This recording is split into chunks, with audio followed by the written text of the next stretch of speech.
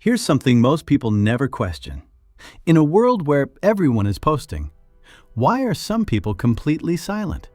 No selfies, no updates, no photo dumps, no dramatic life announcements. They scroll, they watch, they exist, but they don't perform. And that silence? It's not accidental, it's psychological. We live in a time where visibility feels like survival. Birthdays are documented. Coffee cups become content. Struggles are softened with filters. Success is carefully framed. Somewhere along the way, we absorbed a quiet rule. If it isn't shared, it doesn't fully count. So when someone refuses to participate, it creates tension. Are they shy, insecure, disconnected? Or are they seeing something the rest of us don't?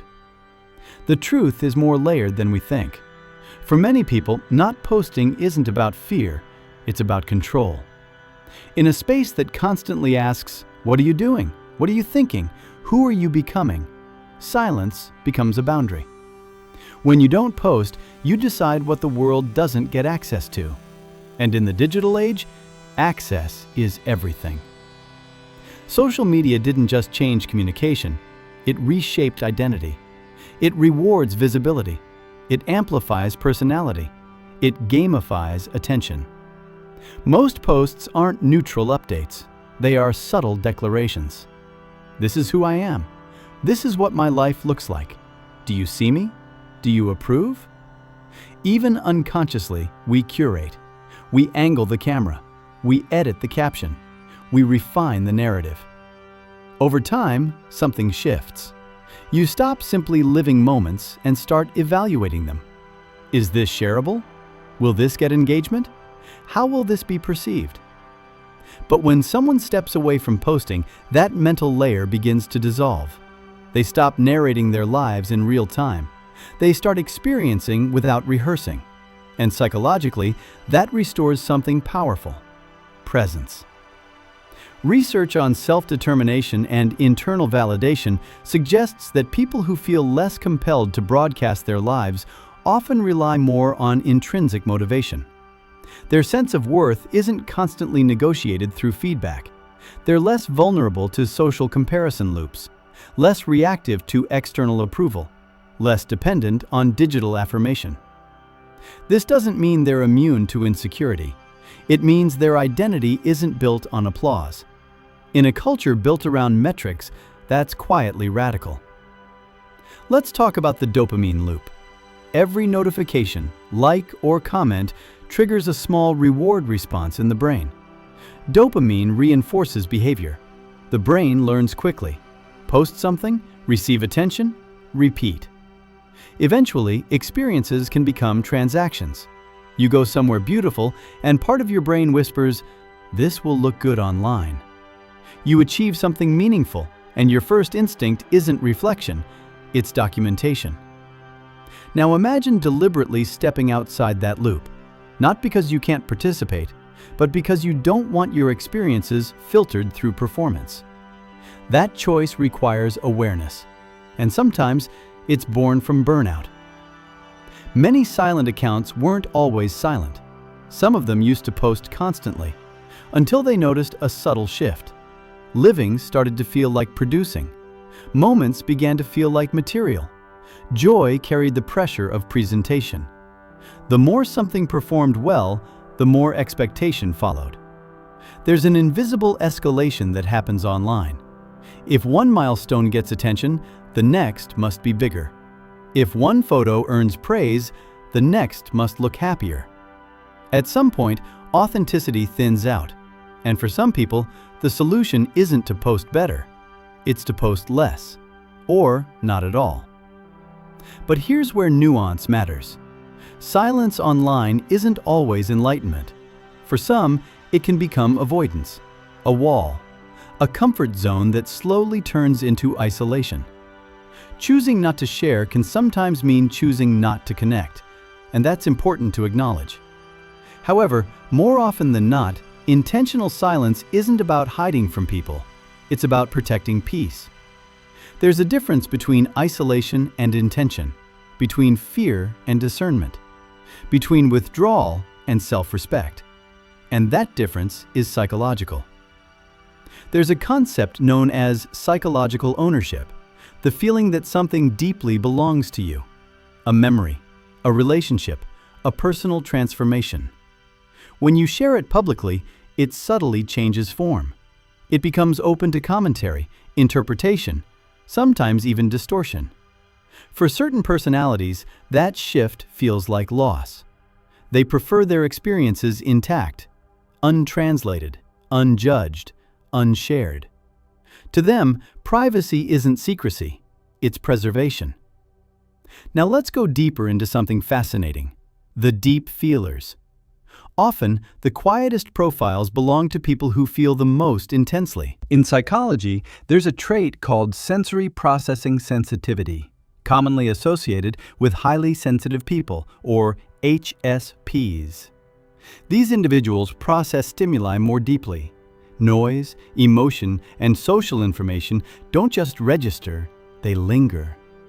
For an HSP, social media isn't just mildly overwhelming, it can be neurologically exhausting. The endless stream of opinions, crises, celebrations, tragedies, arguments, it's constant stimulation. Their nervous system doesn't filter it easily. So silence online isn't rebellion, it's regulation. It's self-protection at a biological level. When they step back, it's not because they don't care, it's because they care too much. And without boundaries, they burn out. There's also the pressure of being perceived. Psychologists call it self-presentational concern, the constant awareness of how others interpret you. Online, that awareness intensifies. Every word is permanent. Every post is dissectable. For some people, that creates chronic tension. They overthink phrasing. They anticipate judgment. They fear being misunderstood. Eventually, the emotional cost outweighs the reward, so they choose stillness. Not because they lack thoughts, but because they refuse to package them for mass consumption. And something interesting happens when you stop posting. You start noticing who reaches out without prompts, who remembers your birthday without reminders, who checks in without a public update, who values you beyond visibility. Connection becomes quieter but deeper. You shift from public affirmation to private conversation, from curated updates to unfiltered dialogue. And slowly, your definition of closeness changes. Time feels different too. Without the pressure to document, moments stretch. You're not stepping outside the experience to capture it. You're inside it, fully. Presence returns. You notice details you once overlooked, the way light hits a wall, the rhythm of someone's laughter, the silence between sentences. You're not splitting attention between living and presenting, you're simply there. And presence in this era is rare. But let's confront the fear beneath it all. If I'm not visible, do I still matter? We've internalized the idea that attention equals significance, that relevance requires proof, that silence equals disappearance. But some of the most transformative experiences in your life will never be posted. Your quiet resilience, your internal growth, your unseen kindness, your private grief. These moments shape you far more than public milestones, and they don't need witnesses to be real. Authenticity in psychology is about congruence, alignment between your inner world and your outer expression. When online expression becomes heavily curated, that alignment can fracture. You start presenting a version optimized for approval rather than truth. For some, not posting is a way to preserve congruence, to protect the fragile alignment between who they are and how they live.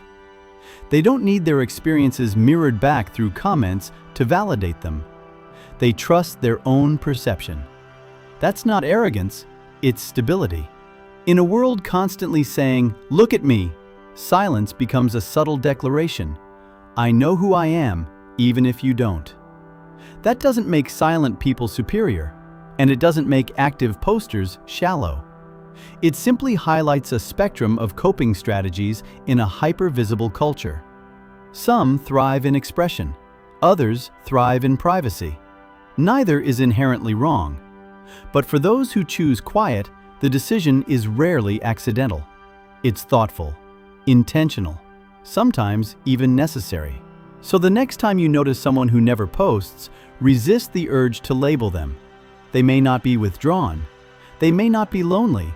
They may not be insecure. They may simply be protecting something sacred. In a culture obsessed with being seen, their invisibility isn't emptiness, it's discernment. Because in the end, we were never meant to be constant performances. We were meant to be people. And sometimes, the strongest identity isn't the one broadcasted to the world. It's the one built quietly when nobody is watching. If you want more videos on psychology, please like and subscribe to my channel. Thanks for watching.